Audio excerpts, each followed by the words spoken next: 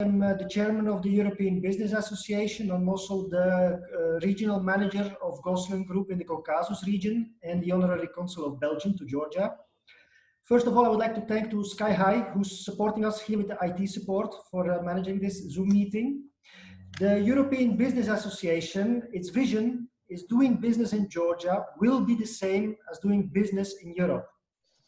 Our mission is to advocate for European businesses and also to facilitate the development from trade and investments between Georgia and the EU.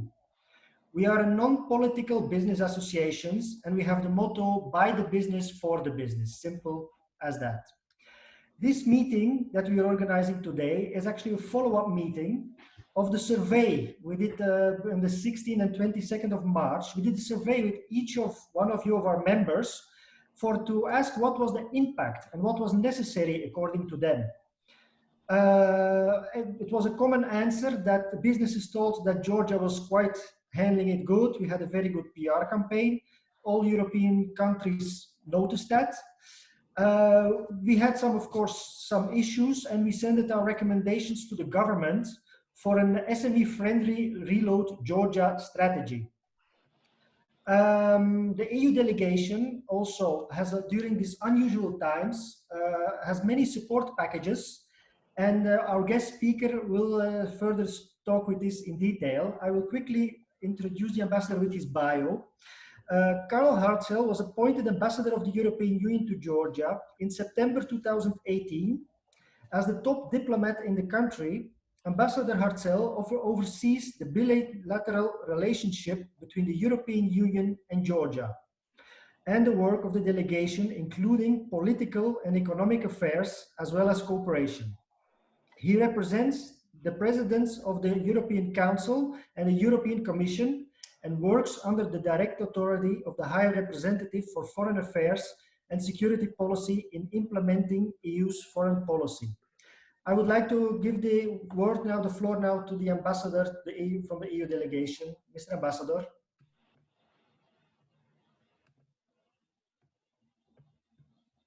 Thank you. Thank you, John. I hope you can hear me. So let me first of all thank you for hosting this meeting today. It's a true pleasure to be here and have a chance to, in the first place, from my point of view, listen to your views, your assessments and comments as to what needs to be done next. It's a very timely meeting to my mind, as we are moving very rapidly from having had all our focus on the health-related challenges by preparing for the next stage, and we're now moving into more operational territory when it comes to the socio-economic and the economic aspects of this crisis. I must say at the outstart that I'm personally very proud of the fact that the European Union managed to move as quickly as we did already through the first days of this crisis in order to lend a hand and work side by the government. As I said in my 9th May speech, a friend in need is a friend indeed. And I think we have proven so far that we are friends indeed vis-a-vis Georgia. Of course, this would not have been possible, I would say, from the outstart without having seen a credible and robust response from the side of the Georgian government, which you mentioned as well, with regard to the health crisis. But also, I would say, we had a very good starting point also on the economic side, which allowed us to, together with the IMF, the World Bank, and many others, to engage very rapidly and constructively with this government and with others in order to set out also the economic packages that we have still to implement and elaborate on further. But just to say that the starting point is not bad, even though, of course, the situation will and is already hard for many here in Georgia, and there will still be many months of hard work needed in order to see us out. I wanted to use this opportunity to say a few words about what we're up to, or what we have been up to in the last couple of weeks, basically in the past 2 months. During this period, we have seen no less than 3 major support packages being announced. The first 2 of them were of the total amount of some 250 million euros in the form of grants. We're talking some new grants, new funding. We're talking about some redirected funding and some accelerated funding in order to get to that amount. We have concentrated on a number of distinct areas, the first of which was our work with the WHO, with 3 million for medical supplies. We have also kicked off further intensified work with civil society organizations to assist in dealing with the most vulnerable people here in Georgia. 70 million going to SMEs, which is one of the topics for which we have received your advice as well, John. 20 million in local grants, and 160 million that will go to the government as part of the big resilience contract that we are still in the making of finalizing with the government on the basis of their crisis plan, and I will come back to that. You might have seen also that yesterday the Council approved 150 million in macro financial assistance. So that kind of clears the last hurdle after having seen the European Parliament done the same a couple of days back. If you add up where we stand right now and talk about rough numbers, we could say that the EU is putting on the table some 1.5 billion laris for Georgia, and I'm not encouraged to make comparisons, because of course EU as a global player doesn't want to make comparisons with others. But I could say in this forum that in terms of assistance per capita, Georgia is among the highest in the world. So it's a big achievement on the side of the Georgian government, and I'm very happy that we have been able to match that from our side as well. Now, with regard to issues that are of relevance to business here, I'd like to go through and highlight a few bigger themes on which we are working. The first of which is finance to business. Then our support to the government and its anti-crisis economic plan. Third would be the economic revival in the regions, and speak a few words about the tourism sector, which, as you have all seen, has become much more in the forefront now, also in the public debate. Also how we are dealing with the trade irritants and how we are trying to support the economic kickstart of the recovery. And finally, a few words about reforms that we either have in the pipeline already through commitments of the government, or are in the making of negotiating as we're negotiating the contracts for the MFA and for the resilience contract. Starting with our finance to business is basically to say, you know, we have been very active already in terms of financing banks here, facilitating for financing to small and medium-sized enterprises. It's been a long-term priority for us. Basically, what we have done with this extra money that we're having now is not only to get more liquidity into the system, but also broadening the scope and making our guarantees more robust to further make sure that as many SMEs as possible under the current difficult circumstances can get our support. With regard to how we are working with the government side by side on the anti-crisis economic plan. It is, as I mentioned, through our resilience contract, which I expect will be signed in July. The broad parameters of the contract has more or less been understood. We are now negotiating with the government the last bits of that in order to move it forward in our own internal processes and what have you, in order to be there and give that backing to the government's plan. And as you know, starting with the government's plan, there's quite a lot of emphasis there about preserving jobs, support of vulnerable groups, macroeconomic stability, of course, which is going to be a growing issue, making sure that it's there, and in the end, the support of entrepreneurs and other means of boosting the growth, taking what opportunities there are in order to make the recovery as fast as possible is obviously going to be part of our discussions. And finally, you have the whole issue about the healthcare system, where I think it's clear that on the one hand, there have been needs for short-term measures, but there's also some structural needs that we're trying to address, and we're having discussions with other IFIs. Our own bank, the EIB, is looking into aspects of that, and so on. That will remain also a priority. Now, when it comes to the government's commitments already, when it comes to reforms, we see a bit in the energy sector, which is something that we are encouraging, so further reforms there.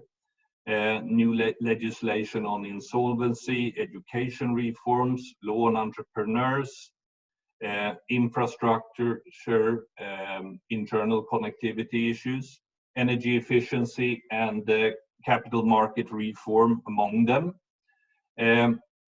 There will be other issues, and I will come back to that a bit later, that we will be negotiating with the government in the hope that we could use also this opportunity now to push some of the needed reforms that will make Georgia in the end even stronger and even more apt in the future for receiving international investors and what have you. Now, when it comes to economic revival and tourism, just to say that you all know that the government has announced an ambitious, I would say, plan of kicking off the tourism industry, first internally as of the 15th of June, and then to the external as of 1st July. We all understand that there will be difficulties in weighing the health risks versus the opportunities. We know that there are discussions going on also bilaterally, including with some of the EU member states, in order to see what can be done in order to facilitate a process of not missing the summer season, which is of course going to be a hard work.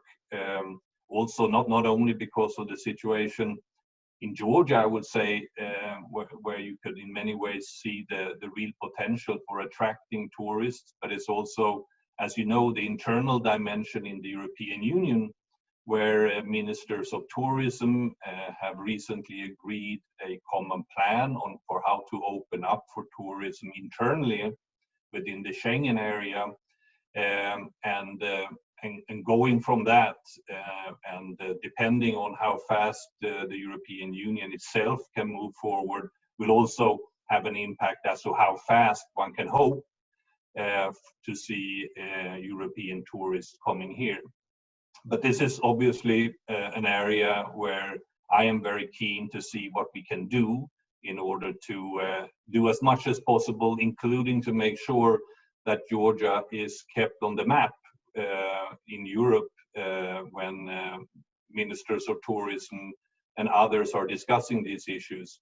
because it's my first priority is to make sure that the situation in Georgia is well known, and that whatever opportunities can be created will be created for Georgia against the background of its track record. In parallel, we will keep pushing our support to the tourism industry, and we have done different things. I recently, together with my Austrian and Swedish colleagues, announced another stage in the Greta project, which is about high mountain tourism. We are working through many rural contracts, including the work that we have planned for a long time to reach out to certain focus regions in Georgia.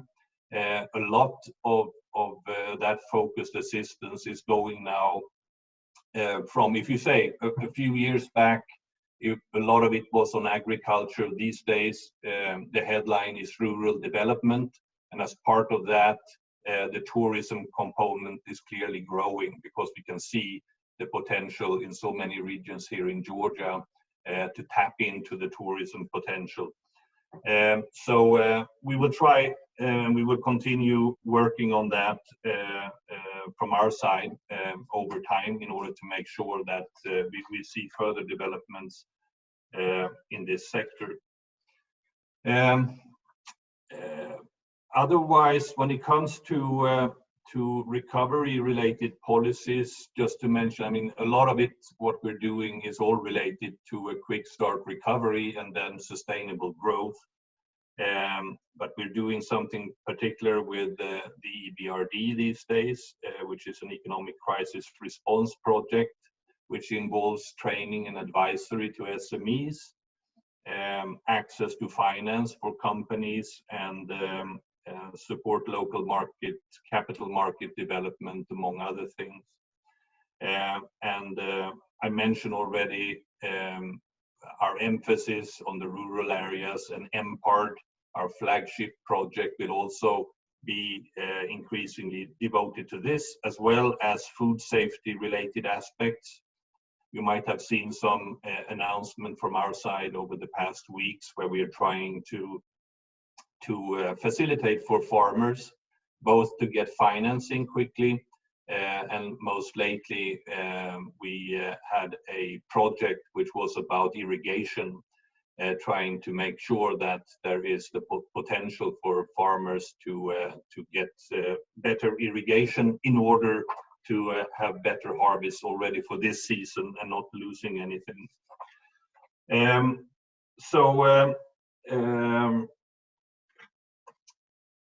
When it comes to reforms, there will be many different aspects of that, but I think the ones I would like to highlight to you all would be the competition law, which I know EBA has also been very much engaged in the past, when it comes to seminars and conference and so on, where we hope that we will use this opportunity now to push through the draft amendments that are there, which will have an impact on, as many of you know, merger control, control of use of dominant positions, and so on, and also investigative powers as part of that deal. And we would hope to see that this piece of legislation will move already before the end of this year. Public procurement and government tenders is another dear topic for discussion, and very important. I know that many of you have been pushing for that for a long time. We are very much committed to this as well.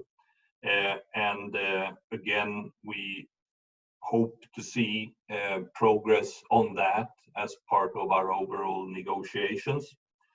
Primarily then with the setting up of an independent and impartial dispute resolution board that will start injecting a bit of oversight, and also give the possibilities for redressing situations where one party is feeling at a disadvantage or what have you. I would say these issues are both also related to a topic which has been in the news for the past couple of days, which is about the anti-corruption dimension. It is a topic in which we are working and have been working for a long time.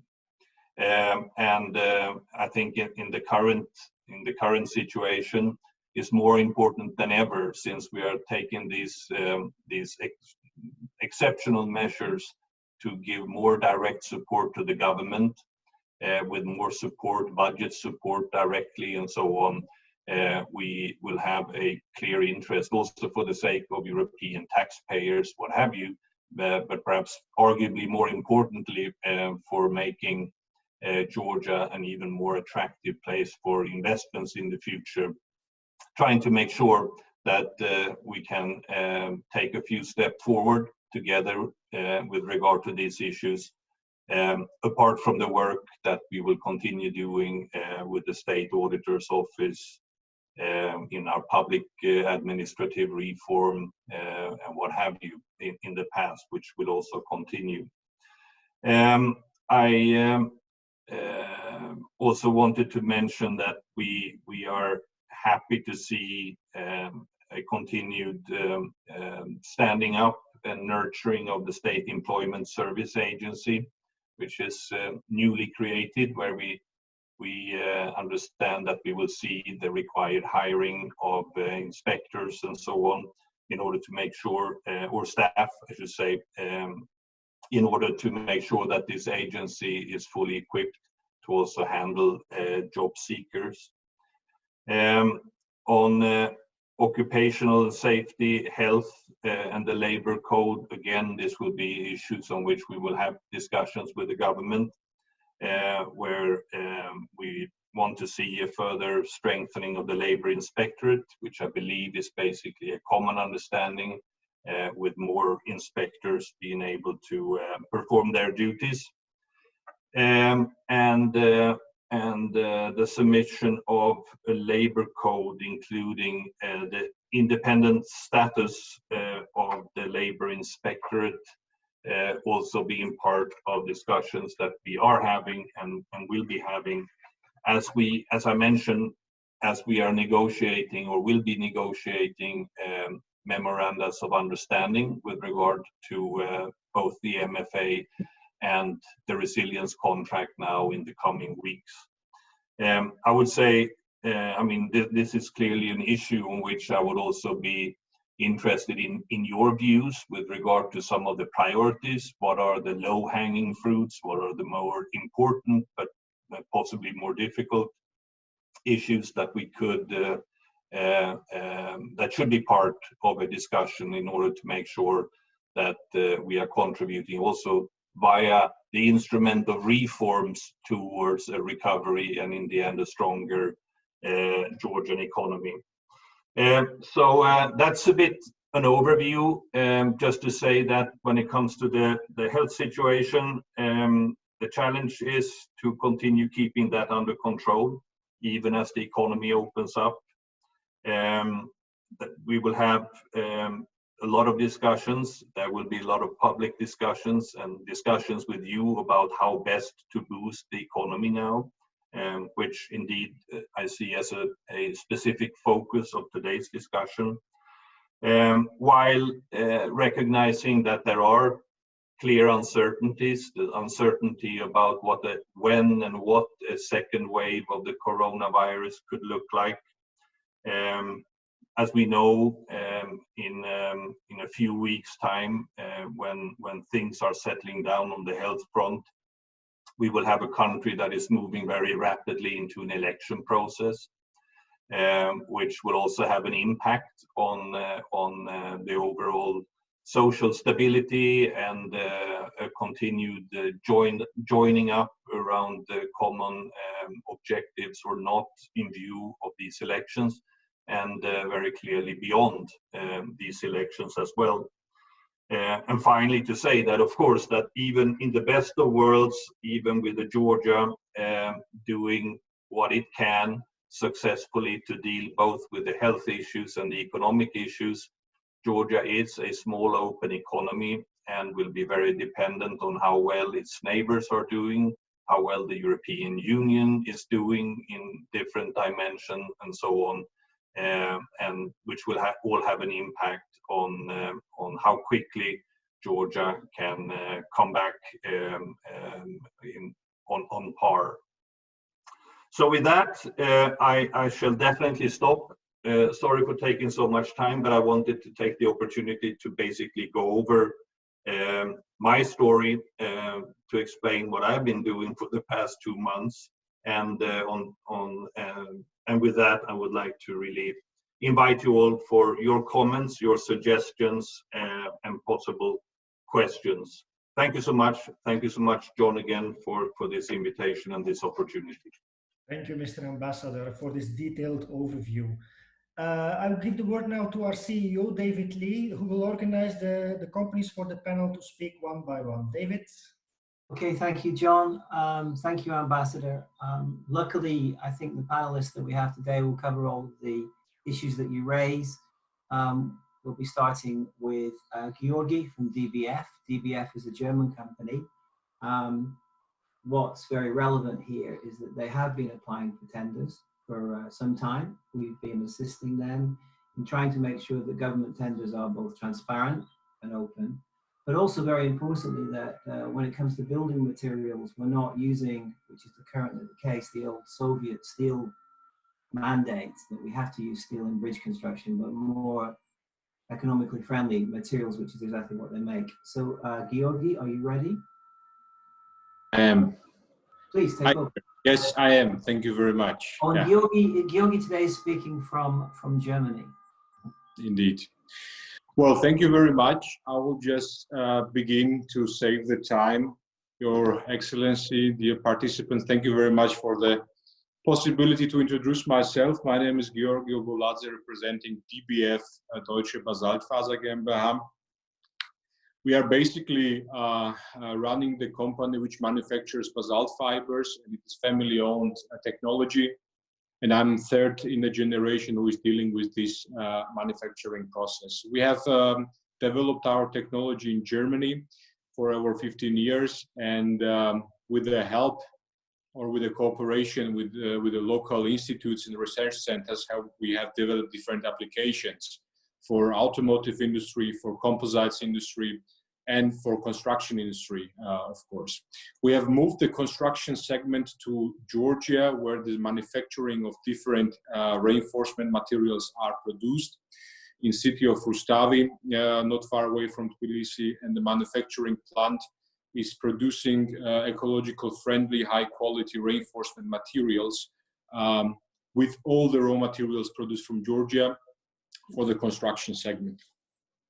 And I have to underline that we are the live example of the synergy between the German SME and the Georgian SME in cooperation, which is privileged to participate from the advantages of DCFTA, which doesn't only mean the visa liberalization, but also the custom clearance.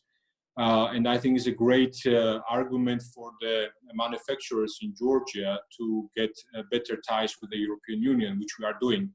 For example, just this week, 2 loads of trucks going to lead to our customer in Belgium, and another truck for the South Africa, which is produced in Georgia.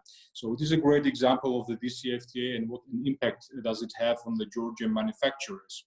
On the other side, it is, of course, a different background to be an SME in Georgia than, for example, an SME. And we are practically living these differences. It is very difficult for SME in Georgia in terms of increasing the capacity, as we have to deal with the high interest rates of the bank and with the short-term loans. And for the manufacturing facilities, it is a big issue. So this is one of the problems compared to the manufacturing in Germany. Of course, the background, economical background is different, but it is an issue for the manufacturer, and it is a different segment. One of the other issues which already has been mentioned by David, it is a problematic of the tender. It is not only our company who is producing high quality materials for the market, but also lots of different manufacturers from painting companies, from cement factories, and so on. And I think I'm speaking of for all of the producers in the construction segment. We are dealing with the leakage of the knowledge in the construction segment. As already mentioned, the governmental agencies who are responsible for the tenders are attached to the old Soviet standards, and there is no unified institute or laboratory which qualifies the products for the tender.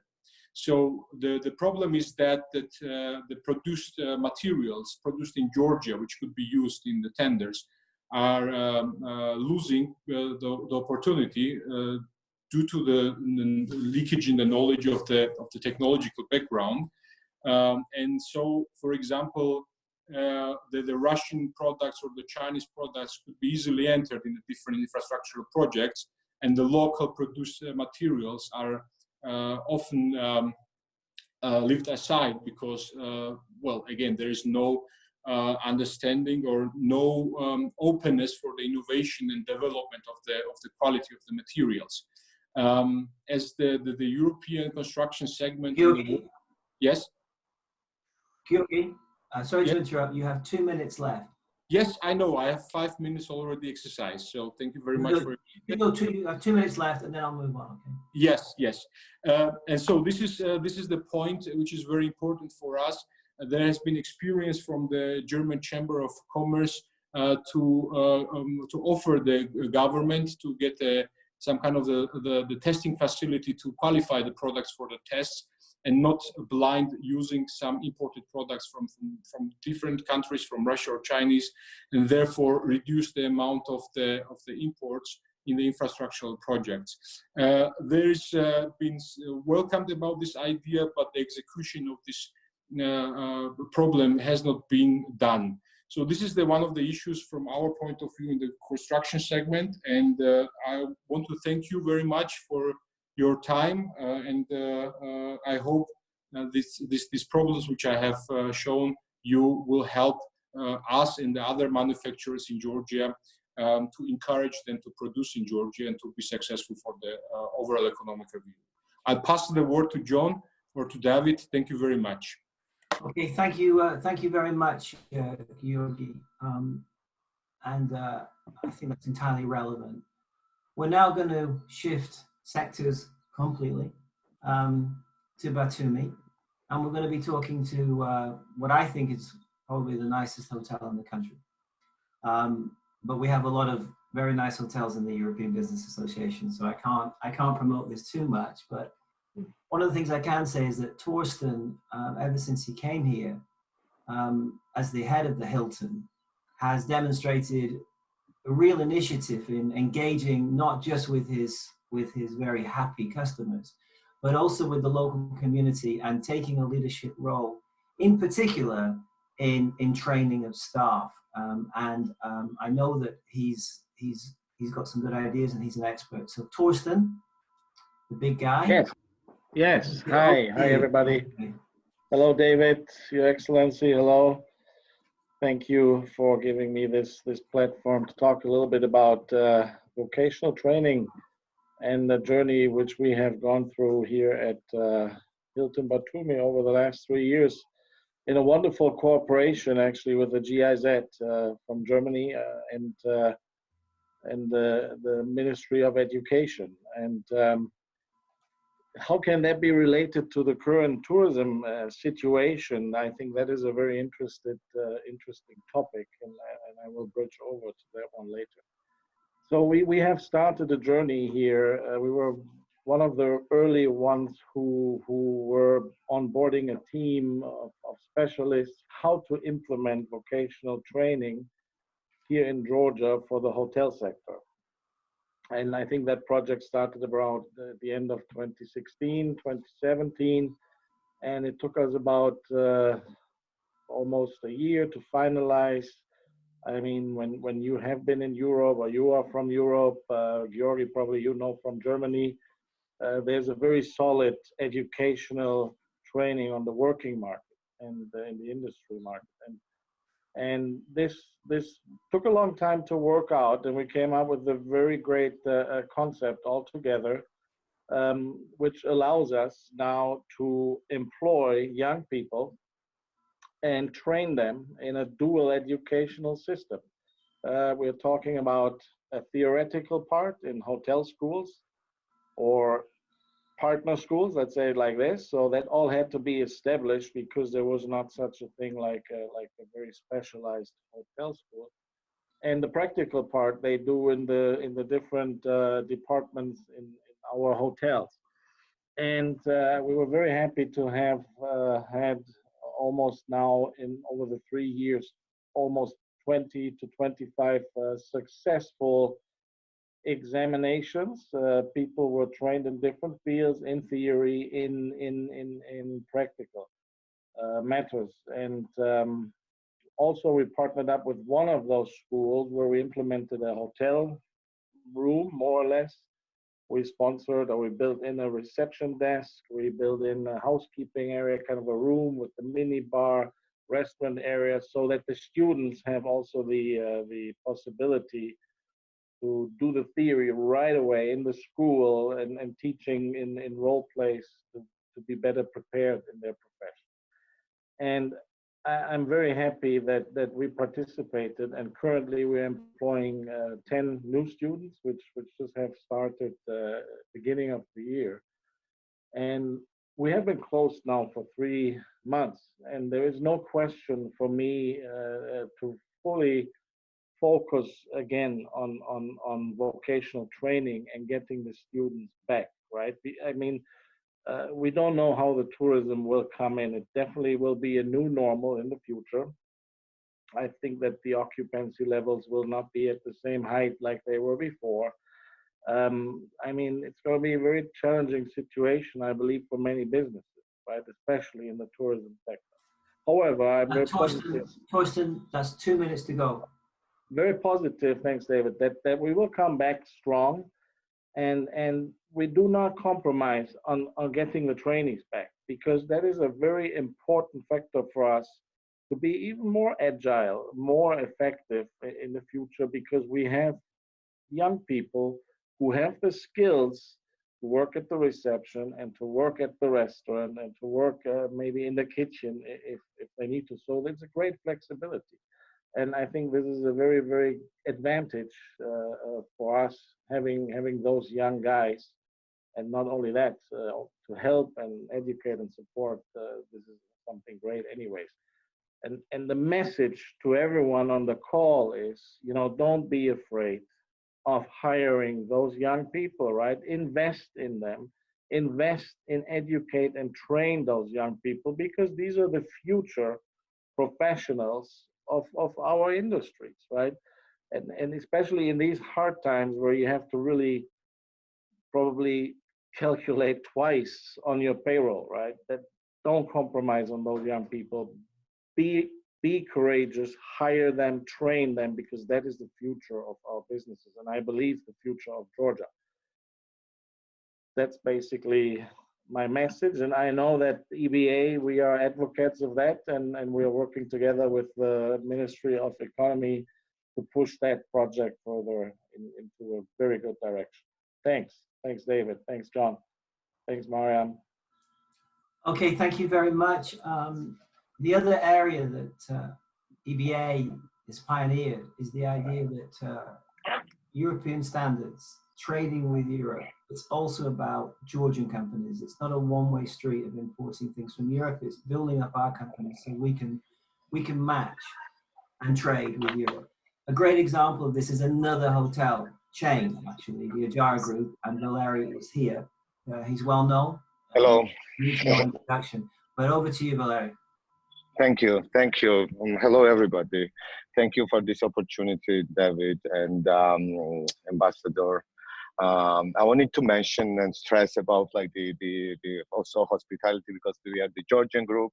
Under our company, we have also international chain, a hotel which is Holiday Inn, and we use this space as a quarantine for we gave to the government as a quarantine space for the during the Corona time. And first of all, as the ambassador mentioned, you know, like we need like our voice to tell like the people that yes, we are prepared. We are the country that we can receive the tourists. It's gonna be difficult. It's gonna be like the big responsibility, but we are ready for that. And because of our eco tourism, what we have in Georgia, you know, like and our food and wine culture gives us this opportunity to become like one of the newest country in the world again, the safe new country in the world again. That first of all, like it will attract the neighbors definitely, because we have this kind of directions such as Abbas Tumani. Abbas Tumani was always known as a rehabilitation center for the lung disease, after the lung disease, you know, and it was like very known in our neighbors. And I really believe that we definitely gonna get this opportunity to receive all the neighbors first of all, and all this, you know, like the neighbor country people for that they will come for that. But to build the hotels, to continue the business, we need like to have the access to the cheaper finance. And the finance that was provided from the international financial organizations such as EBRD, KfW, European Bank, I don't know, more and more. And it was the priority was always hospitality for them. I know that the things are changing, and nowadays it's more like the priority to agriculture and the medical stuff. But I will need to ask you to advocate us. Then, you know, like we have definitely like the future in Georgian hospitality has the future.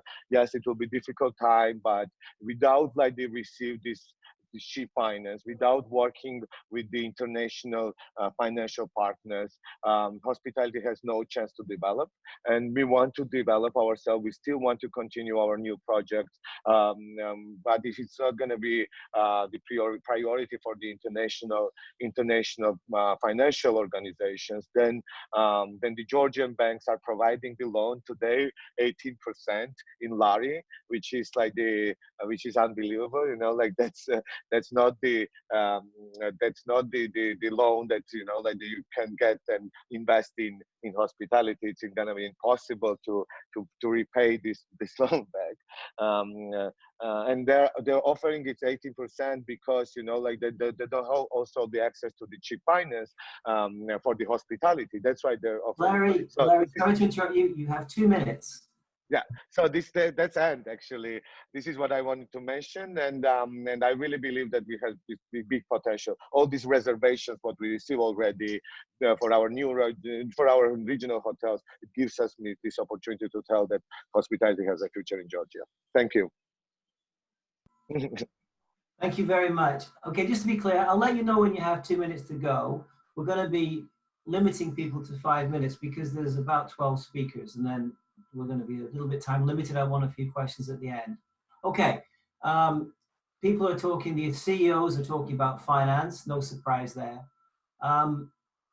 We actually don't have the great big banks in EBA. That's not our focus. We have the most innovative banks in the EBA, the ones that help the SMEs that we need to innovate and develop and build exports.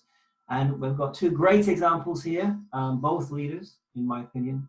The first one is ProCredit. Alex, are you there? And then we'll have Kristen.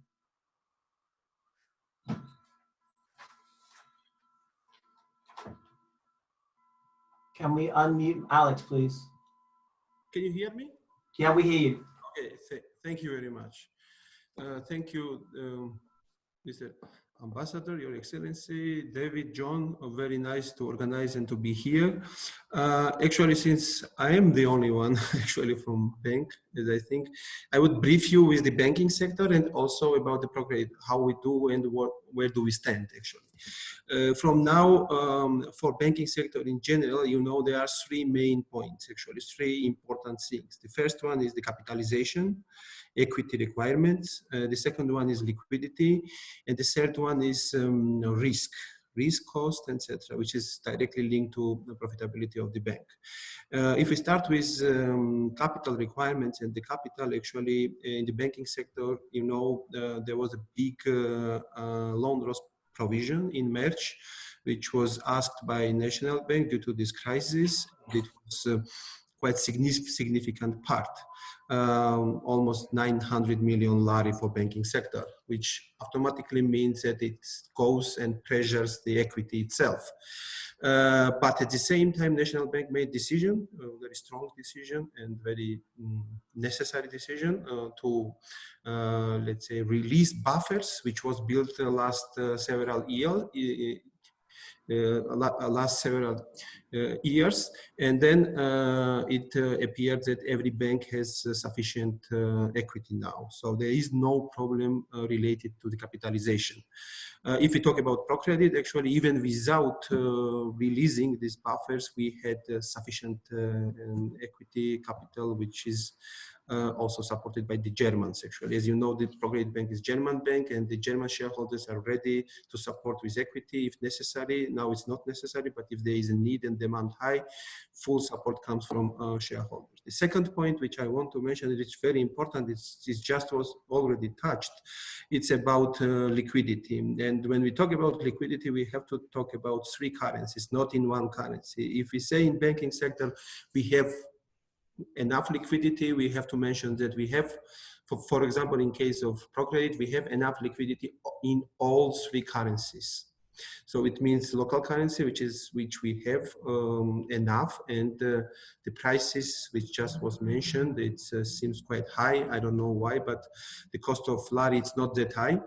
But the second is the euro and dollar. So since we are German bank, we had immediately contacted with different international financial institutions, mainly from Europeans. I would say EIB group with European Investment Fund, the part of EIB group, immediately contacted and adjusted facility for us.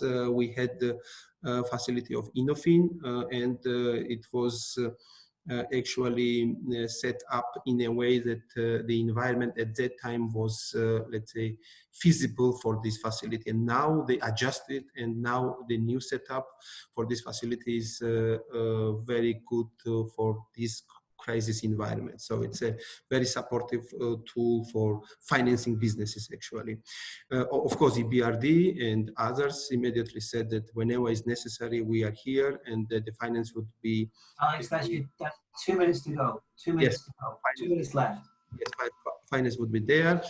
Since we don't have, let's say, the problem with liquidity in all currencies, yes, we have support, but we have enough for full financing all the SME clients during this year. So there is no challenges. The third one about the cost and risk, I have to mention that, yeah, risk increased in general, as you know.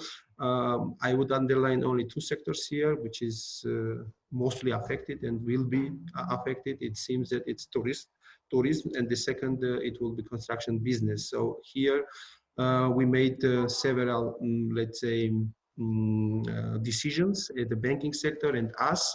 So there was a 3 months moratorium grace period for normal businesses, and then for tourism we made 6 months moratorium, so which was supported by National Bank as well. So this part is done, and now it's the topic about when businesses will be open. So when the economy is open, so we expect that from tomorrow there will be. Yeah, it's already started. As you know, March, April was everything closed. Banks were serving. We were serving everything possible at that time, and now we see that there are demand increase for financing SME clients. So we are ready for it. The network is fit to the SME let's say environment, and the financing will be increased in coming months, I think. So this is all about let's say banking sector. If there is a question, additional question, then I would answer with pleasure. Thank you very much. Okay, thank you. Thank you very much. You're exactly on time. That's the alarm, sorry. Which I can't stop. Sorry. Okay, so the next speaker we have is from the financial institution Crystal. Crystal has been here for a long time. It is at the cutting edge of the loans for smaller businesses along with ProCredit in the regions. So Archil, can I hand over, please? Thank you very much, David. Your Excellency, colleagues, it's very nice to meet you, although in this unusual format, but I think this is excellent example of social collaboration, which we need so much at these difficult times.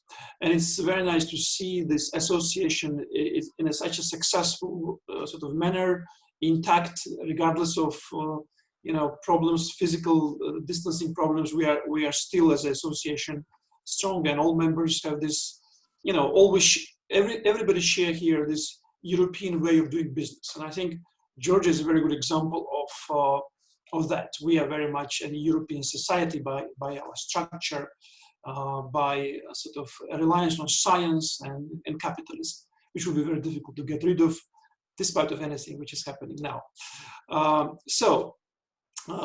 Back to our business. Let me continue Alex's update about the banking sector, moving into the microfinance sector, which is a non-banking financial sector. First of all, it's good for Ambassador to note that the sector is important one because it serves a third of the country. So only Crystal, a company which I represent, reaches out to more than 10% of Georgia's population. And our customers are mainly represented in the regions of Georgia. And you know that coronavirus has been interesting in terms of encouraging more counter-urbanization. So we see a lot of people moving to the regions and working or setting up their businesses from there. As well as we could see there is a certain counter-migration trend where we see people from European Union or other countries will already or are planning to return to Georgia, which will have its own effect on economic activity. So it's a big sector and it deals with a lot of people. And population which we are serving is a very much economically active population. But this type of pandemic and subsequent economic recession may be a big stress for these people. And many of them can fall below the poverty line, obviously. We made recently a survey which highlighted that. So to give you an idea, 60% plus of our customers reported the reduced revenues. And 12% said they completely lost their revenue streams. We have done a lot of predictions and we believe that there will be problem in terms of non-performing loans. We believe this number of this volume of portfolio should be between 15 to 20%. It depends on the various scenarios of how this virus situation will pan out. We hope that there will be, Georgia will manage to continue its good start. Although, look at Armenia, for example, which is a neighboring country with a similar culture. They had a very undesirable way how it developed. So we have to be very careful, I think, in all respect, to be able to build on the achievements so far. But anyway, we believe that non-performing loans will touch roughly 15-20% of our customers. The rest, I would say half of it will be fine, will continue to work. And another half will need some sort of an adaptation support. 1/3 of our customers are involved in agriculture. So Crystal is serving about 40,000 farmers. These are mainly smallholder farmers. And while this was seen as a vulnerability in the past, today we can see this as a strength factor because this is a sector which Georgia needs to strengthen further. Therefore, in our situation, our sort of operational ability to deliver these services is very much critical for our customers, and this is known to our lenders. I have to mention them, and I will use this opportunity to thank them and also thank you, representing in a way these institutions. First of all, European Investment Bank, which is EU bank is one of our supporters. They've been very good in before, but during the crisis in continuing their support. We also have member states represented among our funders, which are Germany, France, Netherlands, and Belgium. Although not a member, but worth mentioning Switzerland, who is also a big part of our supporters. So we are very liquid, we are well capitalized. All reforms which have been undertaken by the National Bank of Georgia before the crisis only helped us to meet this crisis with very strong positions. But this is going to be a difficult challenge. We believe crisis is of a temporary nature. We don't think it's going to be over in your time's coming up. Just wind up now, please. We believe it will continue for maybe 12 or 18 months, and then there will be economic recovery. So although we are facing difficult times, I believe that as a society, as a business sector, our sort of structure is strong enough to stand against it and come out of it stronger. And David, in closing, I would like to say that apart of these difficulties which we are facing now and we'll probably face several months ahead, we also have some positive signs, such as there is a huge surge in entrepreneurship. People are sort of forced to be entrepreneurial now, and that's why microfinance is well positioned to help them. And secondly, we see development in regions, which is important.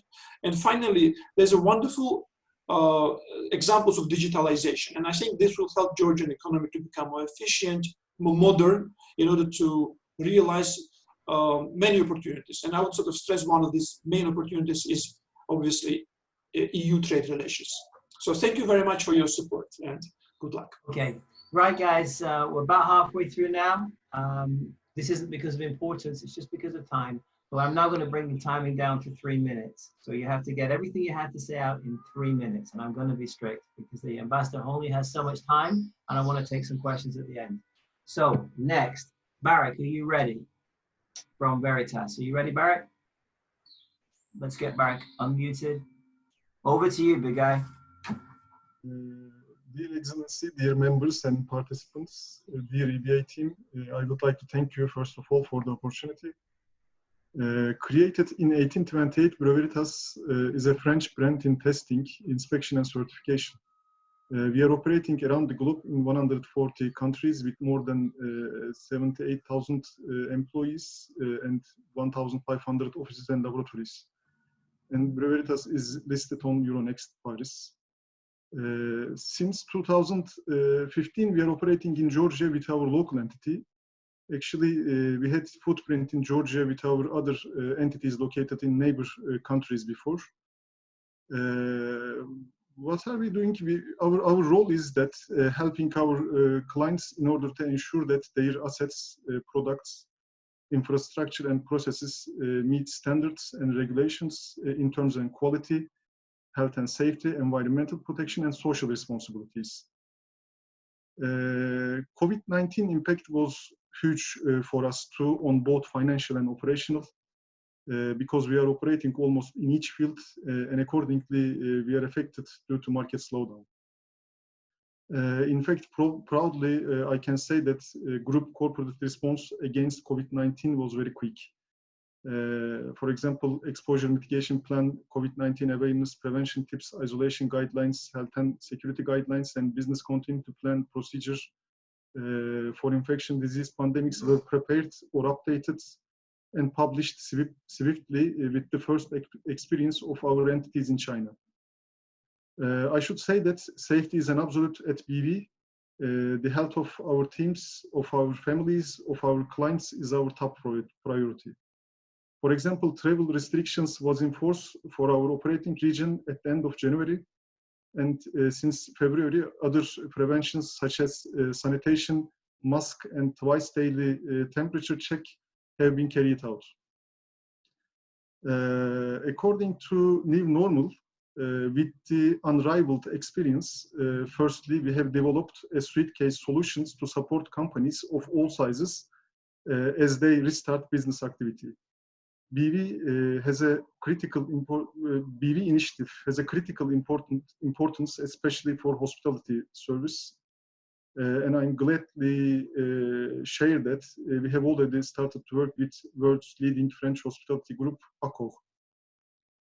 We have been also affected operationally due to restrictions, and it took time to get permission. I would like to emphasize that our role is important to ensure safety and quality of supply chain, included agriculture and power and utilities. We also have governmental contracts with approximately 30 countries for export, and exporters shall get verification of conformity certificates for custom clearance. It is a mandatory field, actually.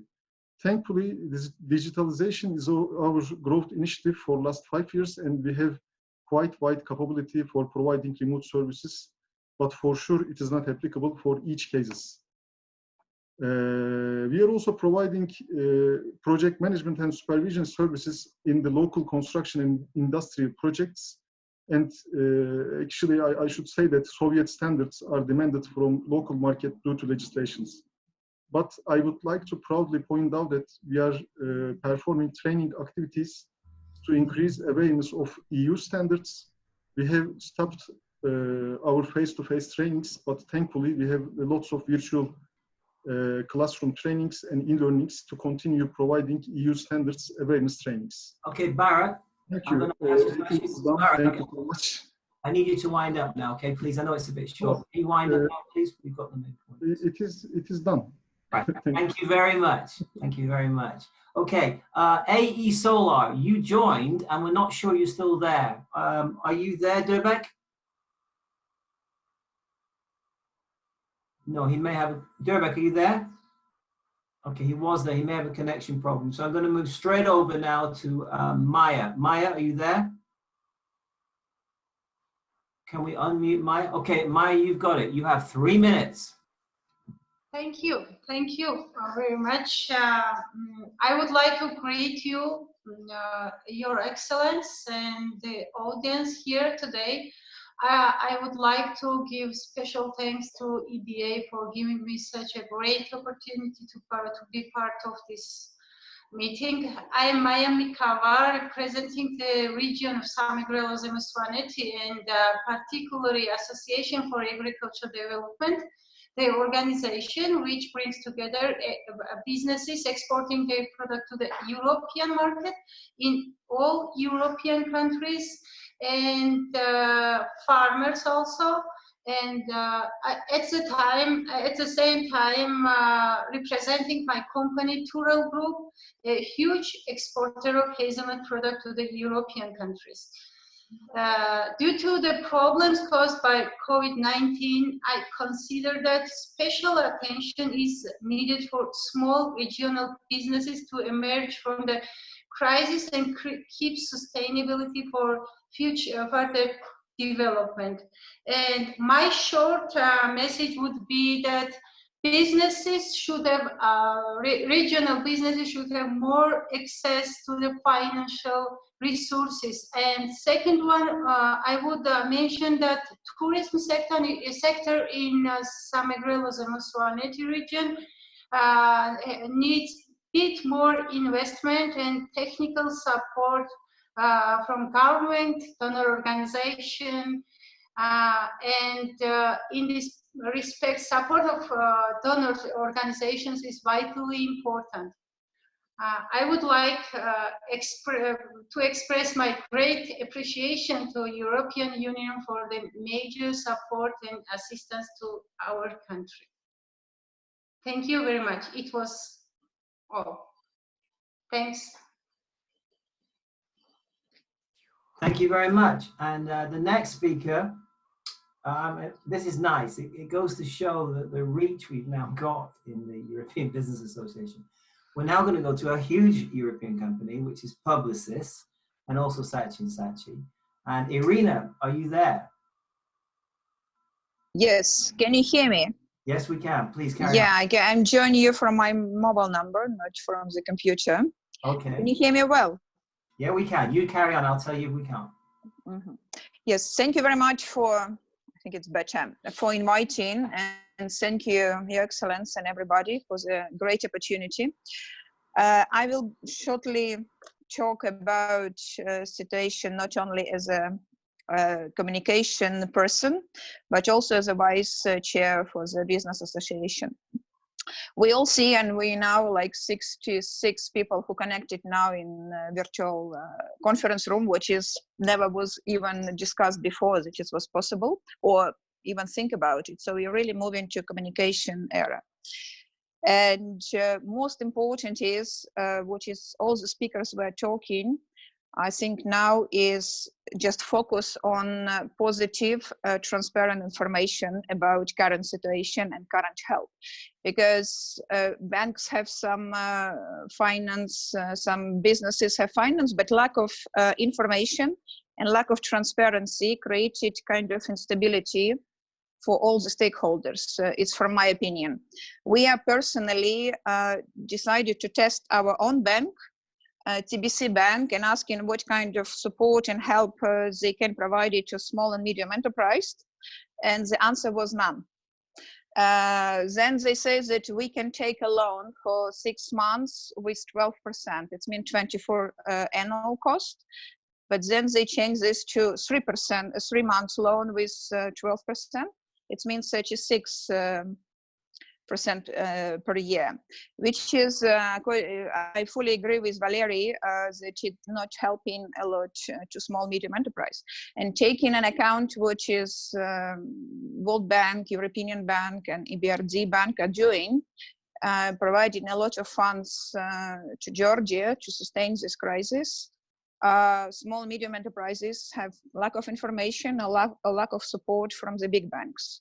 And I think this will be one of the issue, which is European Business Association and all other business association could tackle, because it's create huge uncertainty for most of the businesses. And what is also great with European Business Association and all our members, it's variety, and we represent different sectors. Because I'm personally in Georgia since 2005, and I see all this development of all organization, business developments, and business associations. And my personal experience is it's a big fragmentation. We have many association professionals, nationals, all kind of groups. And just to create, and every association sending the papers or a request to the government, but it's not became one voice, it became more like small voices, and the government overloaded with a lot of requests and simply, I think, cannot respond. So I think would be really great if we, in EBA and together with the European Union, we can use this platform as a works of business, trying to help that all the big businesses and small businesses can be heard by the government, and together we can advocate and help all of us to go through the crisis. And second is, I think I have 1 minute left. What is important is that now we all see that it's 21st century, it's more about communication. So we can do fantastic job, but if we don't communicate this right, nobody knows about it. And if we see now with all our members and with all our companies, everyone trying to do the best to promote Georgia, to promote businesses. And it's just, sorry. And if we can establish a very good, very strong, positive communication line to show not only problems, but also how the company fix the solution. Like one of the case with Ajara Group, when they established fantastic helpline for people with low income, when they created this platform, and many others, it would really help Georgia to go through the crisis. It's just my personal opinion. And yep, I am. Thank you so much. Yeah, and okay, it's just yeah. I just can finish with. Yes, I'm still online. Yeah, you are. Hello. Yeah, and we just as a group, because just a few words about Publicis Group, we are just simply #1 digital communication group in the world, with a great platform and good possibility and help to all the other SME and big business to grow. So we always happy to listen and see how we can help in this difficult time to other companies. Okay, thank you. Thank you. Thank you very much. It's not easy moderating a group of 12 CEOs from the market leading companies in Georgia. This is challenging. Okay, I know you all want to talk about your companies. Great companies, by the way. Next one up, Hartzel, GPI Holdings, again, sector leader. Hartzel, let's talk please about the insurance sector. You have 3 minutes, thank you. All right. Hello, everybody. Thank you very much, EBA, for organizing such a wonderful event. We are the Georgia's largest insurance company, which is a daughter company of one of the largest insurance groups in Central and Eastern Europe. It's called the Vienna Insurance Group. We are in Georgia since 2006 and are clearly the market leaders in introducing new European standard insurance products on the Georgian market. Of course, the insurance market is hit, the industry is hit from the crisis because all of our customers, like SMEs, individuals, are hit from the crisis, and therefore we expect that the recession in our industry will go on and maybe even deepen because it's not going to turn around in 1 or 2 months. Insurance market in Georgia is quite small, I would say, and not so much developed. And one of the biggest reasons is that in Georgia there is no mandatory motor insurance. This is the only country in Europe and even in our region which doesn't have the mandatory motor insurance. So only 6% of Georgian cars are insured right now. And therefore, this is a fundamental line of business for any insurance market in whole world, which brings the development of the insurance market and the insurance industry in each and every country where it is successfully operating. Actually, the mandatory motor insurance is part of the EU legal harmonization plan that Georgian government has, and the government was supposed to introduce this new law already in 2019, but it's postponed. Unfortunately, the draft law is already available, but it is stuck somewhere in the corridors of Chancellery and Parliament, and the future is still very unknown. This line of insurance is really a fundamentally for insurance market, and I think that this is a good opportunity right now to raise this question and to ask the Georgian government to push forward this issue, because this can be done really quickly. It will create a very good atmosphere in the industry. We will create the insurance industry will quickly create several thousand jobs, which is so much necessary for Georgian economy. And we are all insurance companies ready to invest in young people, in new people, in offices in regions, because this is a really huge move towards the even bigger steps towards developing the insurance market. So the support of the European Union, I think, and I'm sure, is crucial in this issue. And we would be really, really delighted if Embassy of European Union can assist the insurance industry in convincing Georgian government to quickly introduce this new law on mandatory motor insurance, which will really boost the market, the industry, and create very, very quickly, over several months, it will create several thousand jobs, which are so important and crucial. Thank you very much. Partha, I think that's the perfect place to stop. Okay, we've got the message.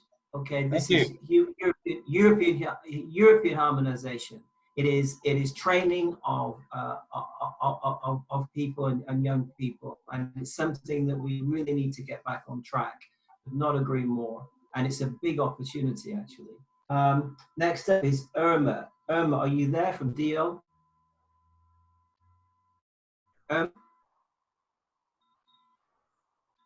Okay, might be a technical problem. I'll come back then. What about Roman? Irma is Roman here. from Airways. Irma, just switch your microphone. Irma, Irma. okay, you got it just in time. You caught the ball. You're Switch up. on. You have the floor. You have the floor.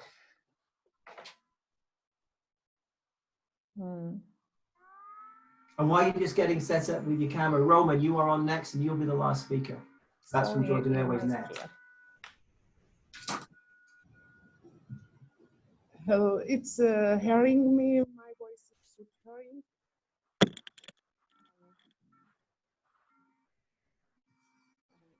Nice to meet you.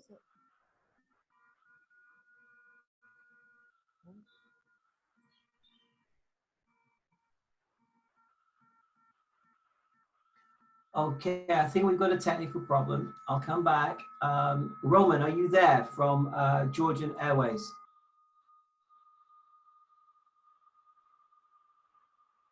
Roman, okay, you're on. Irma, I'll come back to you. Roman, you're on.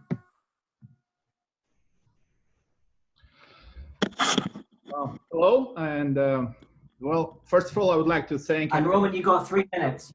3 minutes.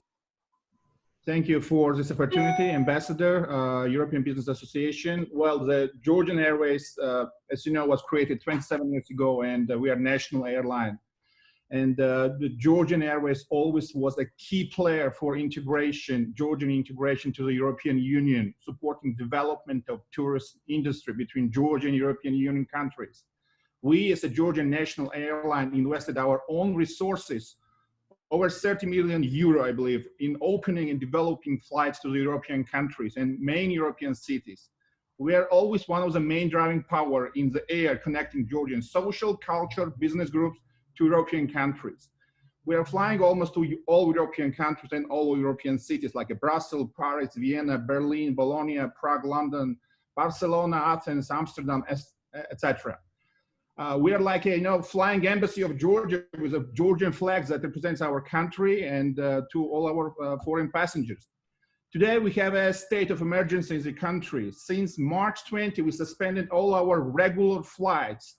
During state of emergency in Georgia, Airways one more time proved that we are the main part of Georgian national security concept, strategically important organization for Georgian economical growth, tourism, national safety and security. We are like always, we're soldiers of our country, and today we proved it one more time. We performed 33 special flights, and we returned to Georgia 3,500 around Georgian citizens, safely and sound. We have tomorrow Tbilisi, Rome, Tbilisi flight again. And we are very proud because none of our flight attendants, none of our pilots were didn't get the corona disease. So it's great. But unfortunately, as a result of this pandemic, we at Georgian Airways, as well as all aviation industry, suffered the biggest financial impact and consequences. Coronavirus pandemic has a disastrous financial impact on us, and we are suffering these financial losses. So we still are paying salaries to our staff. It's around 500 employees, and we are keeping industry alive, but we need the government financial assistance and support. Like a similar, many countries in the world, they are providing financial assistance support to their aviation national industries. The same we're asking out of Georgian government, to help us to recover from financial losses, continue operation, and just simply speaking, save from bankruptcy. So our technical staff, our pilots, our management is ready to open flights to our regular destinations, to support country to reopen, to support our industry, our economy, our tourism.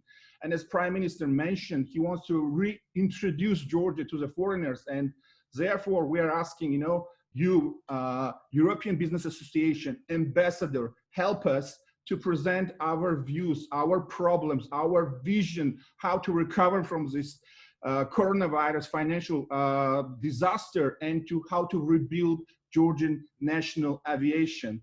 And your participation in relationship between Georgian Airways and Georgian government will be crucial.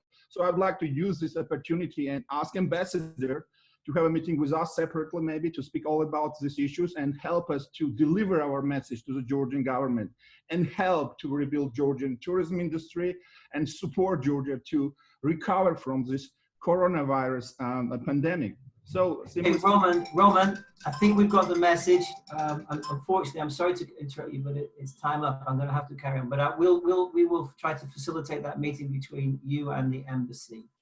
Irma, are you ready? Are you unmuted and ready? Thank you very much, David. You're welcome, Roman. A great speech, by the way. Irma, are you ready? Irma, are you ready?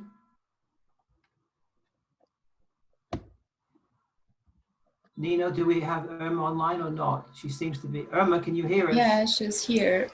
But... Okay. Look, while Irma's getting sorted out, the floor is now basically open for questions and answers. Do I see anyone who might want to say something? Is that Zurab Gojishvili? Can we unmute Zurab?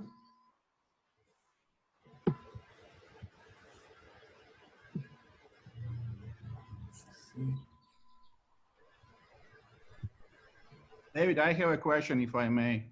Yeah, please go. Okay, thank you for this opportunity. So my question is to the Ambassador of European Union. It's very simple. In this financial support that European Union and international organizations, European organizations giving to the Georgian government in order to recover from pandemic and in order to support Georgian economy, is there any section for the national aviation industry? That was my question.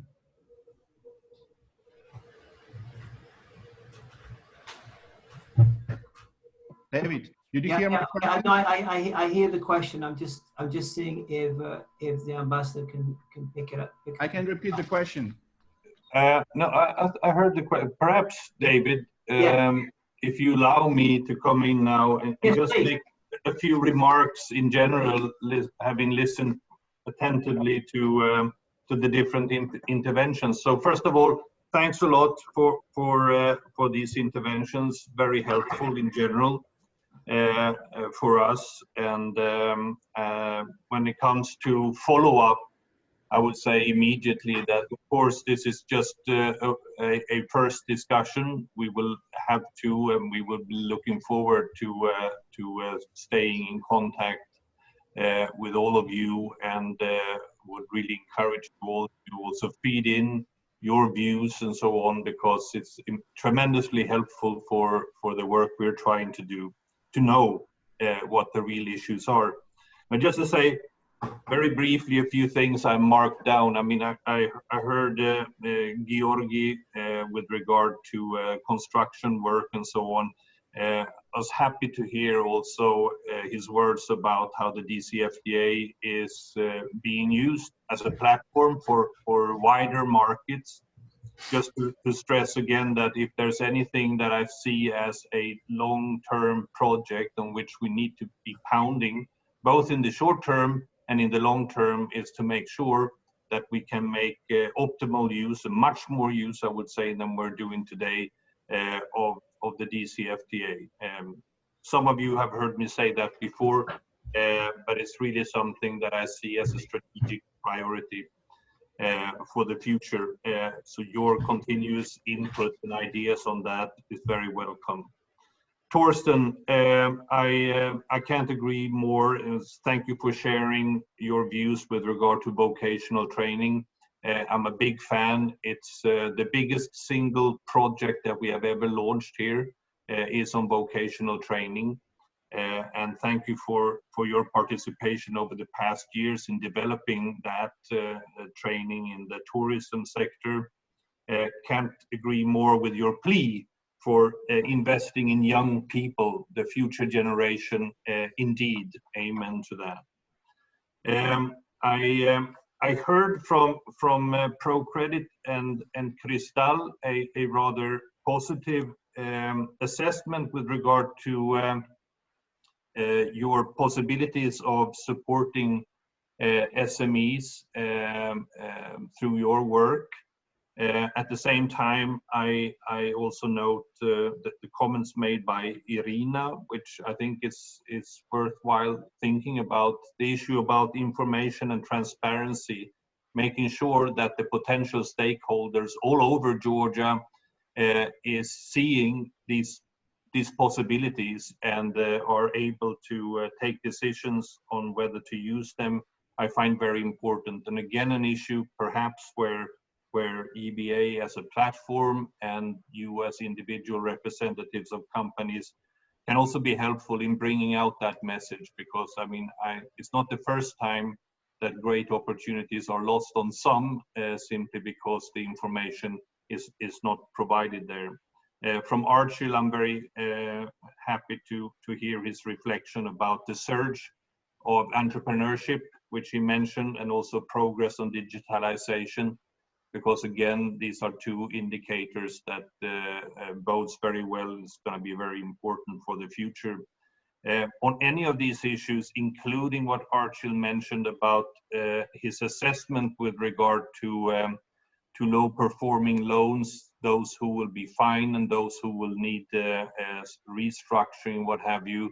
I think this is an area where we will have a very keen interest to compare notes with many of you to make sure that we understand as well as you do the situation and what the challenges are in order to feed that information into to our work here and what we are offering for local banks, etc. There was a specific thing from Pata with regard to motor insurance, just to say that, well, that issue is very familiar to me. It is indeed an issue that has been on the agenda for some time. We're absolutely convinced from our side that this is the direction in which Georgia needs to move. We will see now against the background of where things stand overall in our discussion with the government, how to handle that specific issue. So in the end, we will see some progress taking place on that. With regard to finally then Roman's question, a special section for aviation industry. It's I have to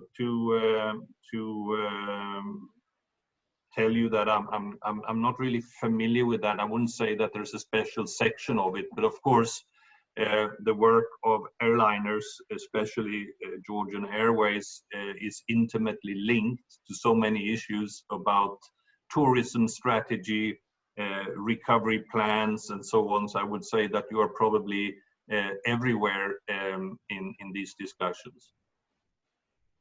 Thank you, David. Those would be my comments and answers so far. If I may Okay, so what I'm going to do now, Ambassador, is that we are at time, and we always finish and start on time at the European Business Association. So I'm going to hand over to my chairman, to John, to make some concluding remarks, and thank you very much, Ambassador. And thank you, guys and ladies. You're the best CEOs in the country, so I would have expected no less. From my behalf also, Mr. Ambassador, thank you very much for this opportunity. I heard that this will be a continuous communication platform we will have. I thank also the business, and I apologize to everybody who was not able to answer now today. We promise that if any questions comes from the EBA, we will directly deliver to the EU ambassador, and we will try to keep on having these kind of platforms on a regular basis that everybody can tell his word to the ambassador also. Thank you very much, everybody. And again, Mr. Ambassador, thank you very much for being here today. Thank you.